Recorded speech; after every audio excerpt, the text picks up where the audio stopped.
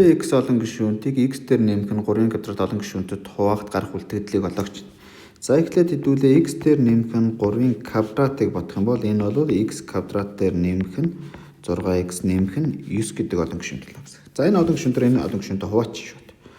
2x-ийн куб дээр нэмэх нь 11x-ийн квадрат нэмэх нь 15x хасах нь 4 гэдэг олон гишүүнтийг бид нэр x квадрат дээр нэмэх нь 6x нэмэх нь 9 гэдэг олон гишүүнт тугай. За эхлээд 2x өргөч.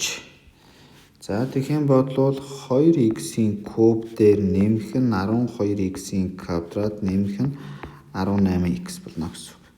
За хооронд нь хасчихаар хасах x-ийн квадрат хасах нь 3x хасах нь 4 болно гэсэн үг. За энд хасах нэгээр өгчих юм бол хасах x-ийн квадратаас хасах нь 6x хасах нь 9 болно.